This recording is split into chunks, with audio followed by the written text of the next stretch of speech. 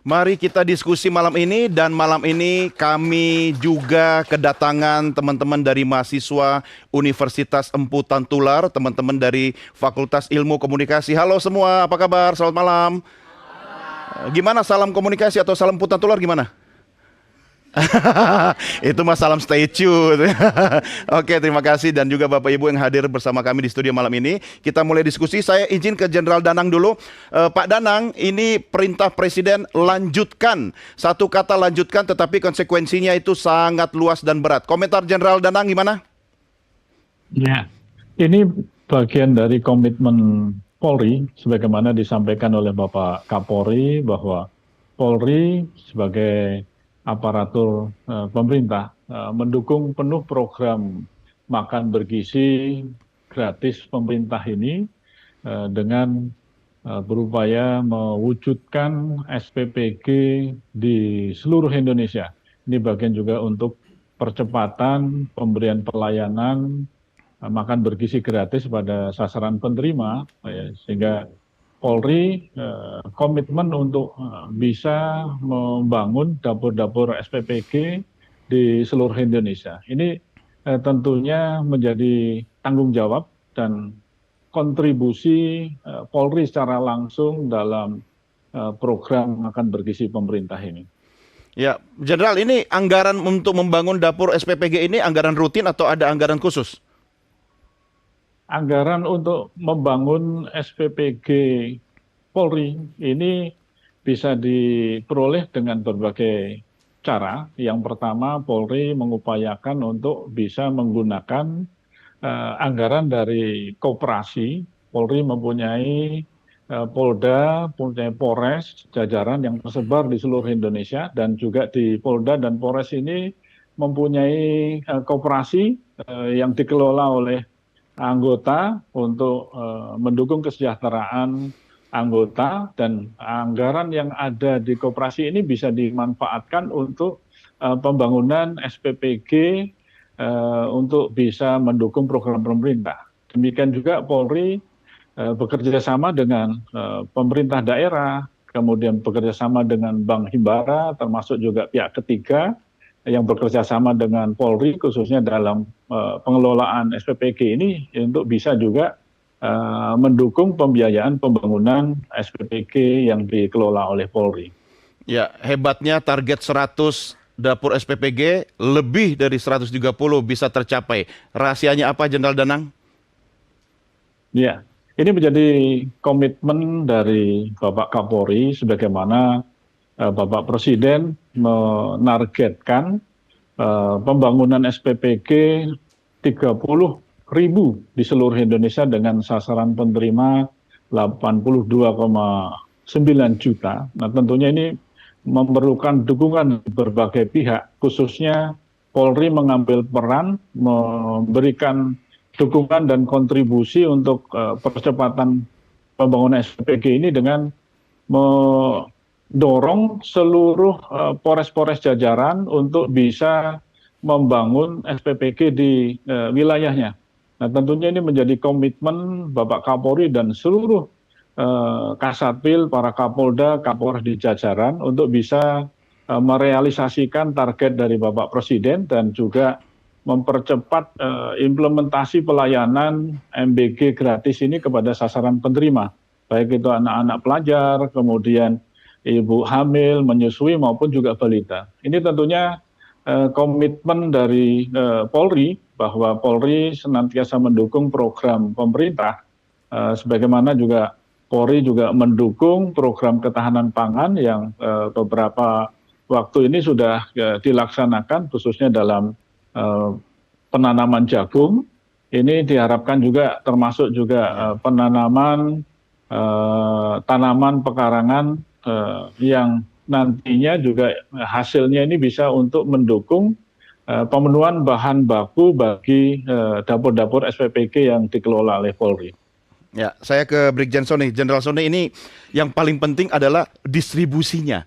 Kalau dapurnya sudah lebih dari 130 ya, tetapi kan dia harus bisa mendistribusikan ke titik-titik yang memang menjadi target dari pemerintah. Strateginya seperti apa untuk pendistribusiannya?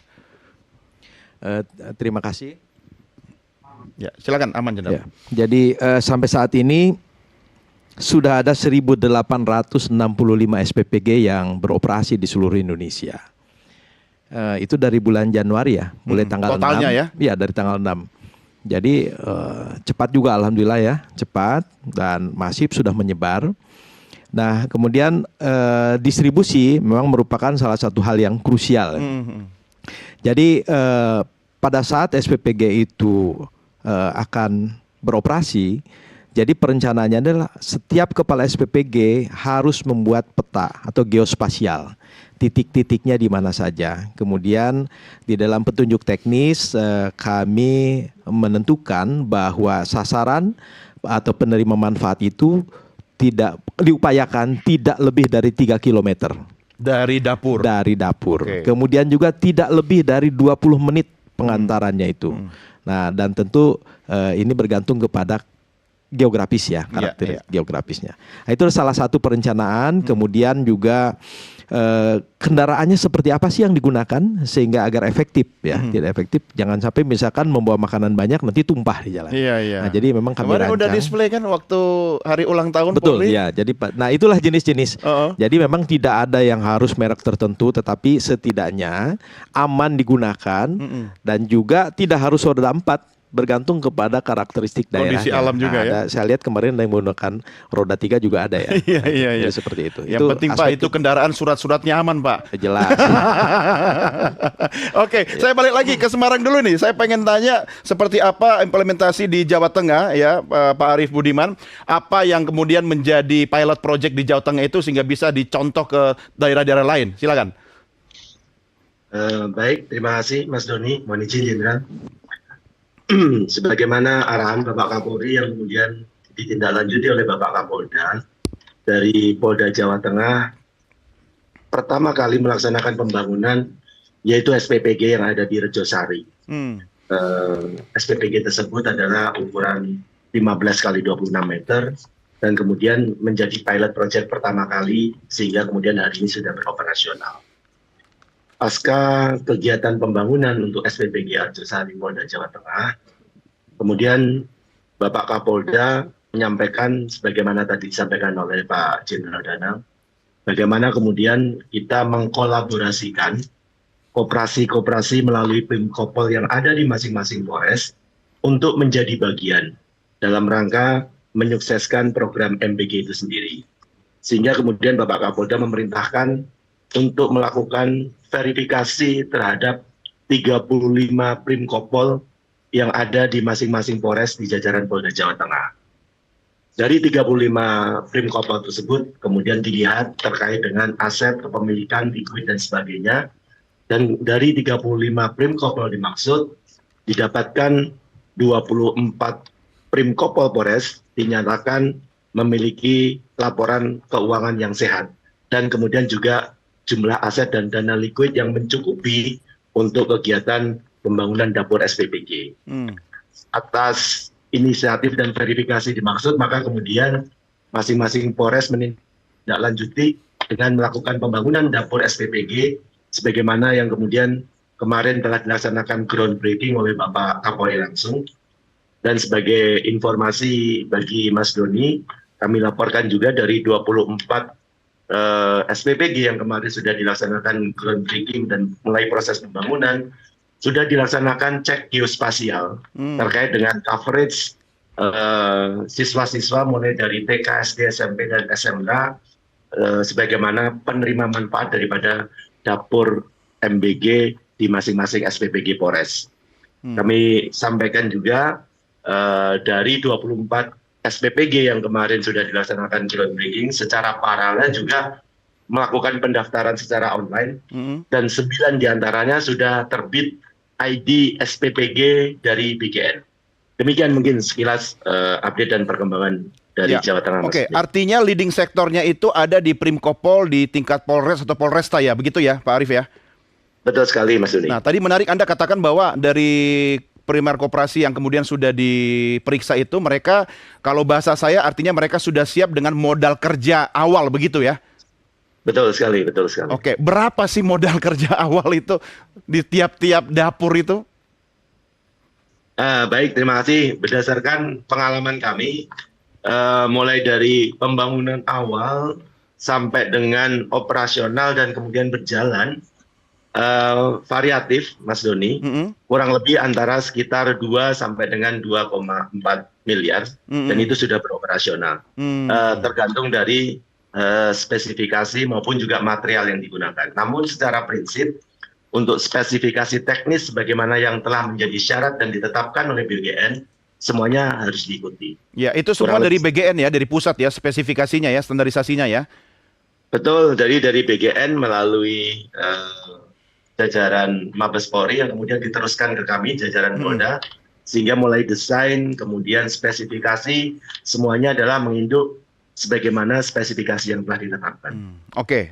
Saya geser dulu ke Pak Zainul. Pak Zainul, ini kan yang paling penting adalah bagaimana program ini bisa memberikan manfaat langsung kepada masyarakat atau penerimanya, dalam hal ini peserta didik gitu kan. Nah, selama proses dari awal tahun yang sudah berjalan, ya kita berbahagia makin banyak dapur yang sudah siap. Catatan Anda sebagai wakil rakyat apa, Pak Zainul? Ya, Bang Doni, pertama saya ingin mengucapkan selamat dulu nih kepada Pak Sony nih, pada Jenderal Sony, karena sudah 1.860 sekian SPPK yang berdiri. Target kita kan tahun ini Ya. yang disepakati bersama Komisi 9 kan 5.000 dapur, Pak Doni. 5.000 dapur itu 1.500 nanti dibangun oleh BGN menggunakan skema anggaran BGN. Yang 3.500-nya itu bermitra gitu ya, dengan mitra dengan yayasan termasuk dengan Polri, itu adalah bagian dari skema mitra. Kalau 3.500 skema mitra ini sekarang Pak Sony sudah menyelesaikan 1.800, berarti sudah 50% lebih nih. Woi, luar Jadi biasa. saya ucapkan selamat, ya. Mantap, Selamat dan- Pak Sony. Ya. Dan saya Ini yang disebut setuju presisi dengan bener Pak nih. Danang tadi bahwa saya setuju bahwa ini program yang sangat strategis Mm-mm. dalam rangka untuk bukan hanya soal peningkatan gizi generasi kita, tapi juga menggerakkan ekonomi di bawah. Jadi kita butuh banyak pihak ya yang terlibat dalam program ini, termasuk kepolisian. Terima kasih, Polri juga ikut ambil bagian dalam pendirian SPPG dengan skema melalui Penkopol. Saya kira itu juga tepat ya. Ya.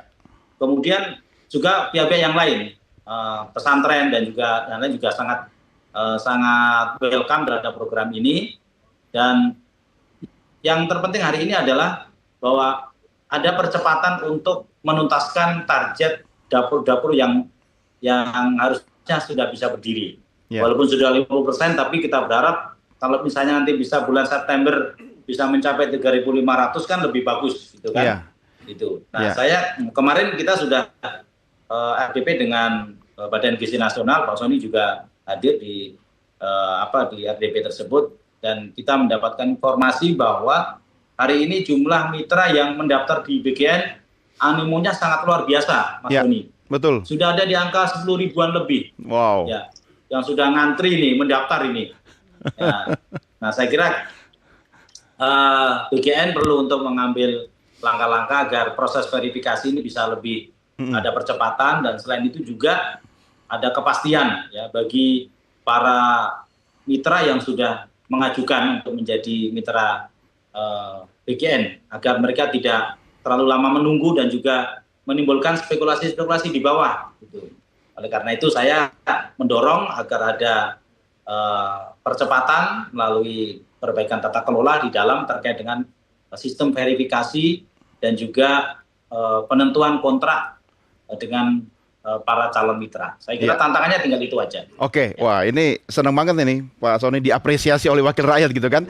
Tapi yang memang sih kita kalau mau apa-apa itu cepat, sergap, sat-set gitu kan, ya minta aja kepolisian negara Republik Indonesia karena mereka sudah terlatih, disiplinnya juga dan komando ya Pak Sony ya. Tapi paling tidak begini ya, infrastrukturnya sudah ready, tapi jangan lupa ya Bu Sandra, ini soal apa yang ada di situ tetap memenuhi standar kecukupan gizinya.